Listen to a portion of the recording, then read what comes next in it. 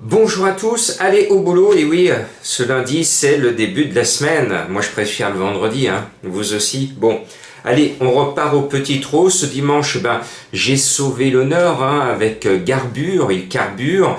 C'était mon coup de cœur et ma dernière minute pour les abonnés des Pronos du Cœur qui gagnent, j'y croyais fort, donc voilà, bon, j'ai pas mis le foin, je l'ai oublié, je m'en souviendrai. Voilà. Allez, ce lundi, on prend la voiture, en voiture Simone, puisque c'est de l'Autostar. Et donc, derrière l'Autostar, vous le savez depuis très longtemps, quand vous avez le choix, vous partez devant plutôt que derrière. Comme disait Coluche, à droite c'est la place du Meur et derrière c'est la place des deux grands brûlés, donc il vaut mieux être devant et de conduire la course à sa guise. À ce petit jeu, je pense que c'est le 5 et Ouvry qui vont mener le bal, le numéro 5. Le cheval, c'est une véritable Rolls-Royce. À mon sens, cela sent la gagne, c'est sa plus facile course de l'hiver et il ne va pas la rater. Et puis, vous le savez, j'aime bien les Suédoises et les Allemandes, et il y a une grosse Allemande qui vient, c'est le 13 Goldie Stardust. C'est une starlette qui vient avec ses couettes nous prendre des sous. Elle va venir nous envahir de bonheur et essayer de nous faire peut-être toucher de l'argent. C'est le 13, Goldie Stardust. Elle a un énorme moteur, elle va très très très vite. Le seul hic, c'est qu'elle part derrière en seconde ligne, noyée dans le paquet avec tous les aléas que cela comporte.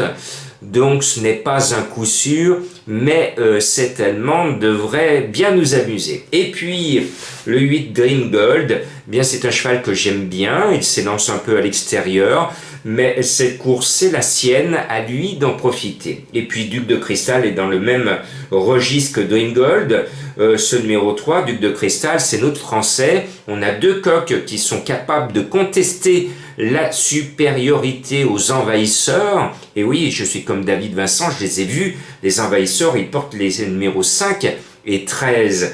Et puis, on va mettre un cheval qui m'a fait plaisir.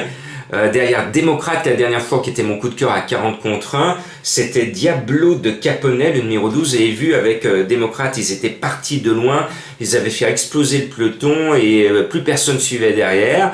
Bon, Diablo de Caponnet, s'il est mené un peu plus sagement, devrait se montrer très redoutable. De toute façon, il va être obligé d'être mené plus sagement, puisqu'il part derrière. Il serait parti devant, il aurait quand même à fond. Là, il va être obligé de pianoter. Je pense que c'est peut-être pas mauvais pour lui qu'il parte derrière et qu'il vienne sur la fin montrer qu'il est en pleine forme. On lui laisse toutes ses chances à ce Diablo de Caponnet de revenir du Diable Vauvert.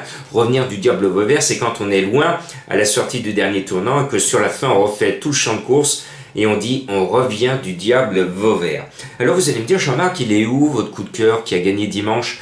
Mais d'habitude il est toujours dans mes 5. Alors là je l'ai mis volontairement un peu plus bas parce que je prends de très très gros risques. Mais c'est un vrai coup de cœur pour ce numéro 16, Cavallino Sacha.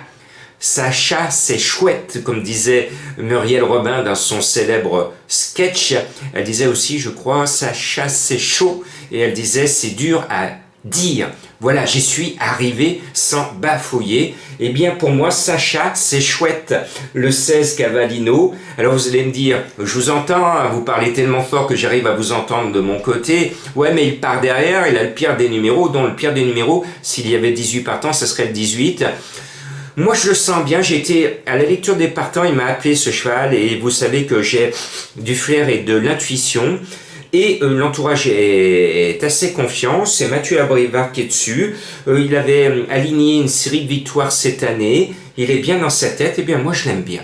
Et puis après, je revais vite en première ligne. Et on va mettre ceux qui, mathématiquement, vont faire le moins de chemin jusqu'au poteau d'arrivée. Ce sont les numéros 1 et 2. Le 1, Constantini Magique, va sortir sa baguette magique pour se retrouver à l'arrivée. Il avait gagné un quintet cet été. Ces chances sont régulières. Et puis j'avais le choix, est-ce que je mettais Raffin, est-ce que je mettais Caïd de Caponnet le 2, et je me suis dit, Jean-Marc, applique tes méthodes, quand tu hésites entre deux chevaux derrière l'Autostar, tu mets toujours celui qui part devant, il est quand même largement privilégié, il a 20 mètres à peu près d'avance sur l'autre, donc je me suis écouté moi-même, et j'ai mis le 2 Caïd de Caponnet. Alors ça me permet de vous dire que Caïd de Caponnet, c'est le frérot de la Naya, puisque figurez-vous, c'est rare. C'est arrivé au galop avec les deux Pantales. Il y a deux frères utérins, les deux sont issus de Naya de Joude, le 2 Caïd de Caponnet et le 12 Diablo de Caponnet. Ce serait rigolo que les deux figurent à l'arrivée. Mon indice de confiance, ça devrait passer 3 sur 5, même s'il me manque un, deux chevaux de la seconde ligne. Mais il fallait faire des choix, je les ai faits, je les assume. Bonne chance et bonne semaine.